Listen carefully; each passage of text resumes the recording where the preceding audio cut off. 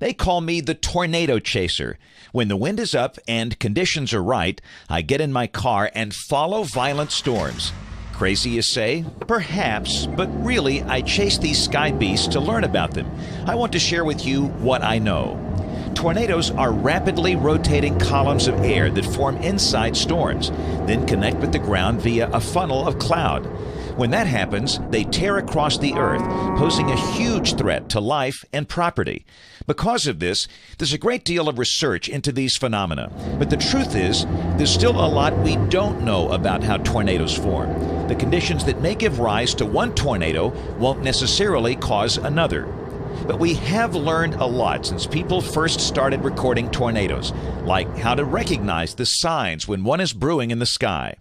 Are you coming along for the ride? Tornadoes begin with a thunderstorm, but not just any thunderstorm. These are especially powerful, towering thunderstorms called supercells. Reaching up to over 50,000 feet, they bring high-force winds, giant hailstones, sometimes flooding, and great flashes of lightning too. These are the kinds of storms that breed tornadoes, but only if there are also very specific conditions in place.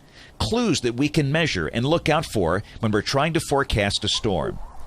Rising air is the first ingredient needed for a tornado to develop. Any storm is formed when condensation occurs. The byproducts are the clouds. Condensation releases heat, and heat becomes the energy that drives huge upward drafts of air. The more condensation and the bigger the storm clouds grow, the more powerful those updrafts become. In supercells, this rising air mass is particularly strong. As the air climbs, it can change direction and start to move more quickly.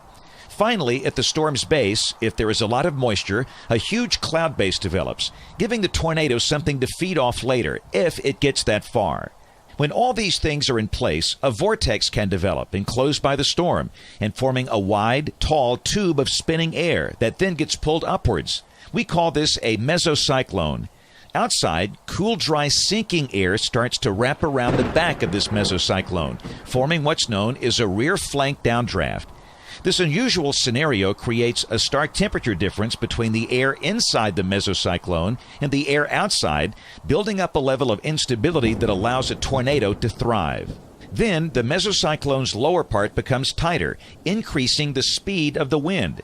If, and that's a big if, this funnel of air moves down into that large, moist cloud base at the bottom of the parent storm, it sucks it in and turns it into a rotating wall of cloud, forming a link between the storm that created it and the earth.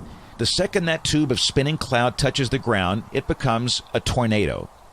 Most are small and short-lived, producing winds of 65 to 110 miles per hour. But others can last for over an hour, producing 200-mile-per-hour winds.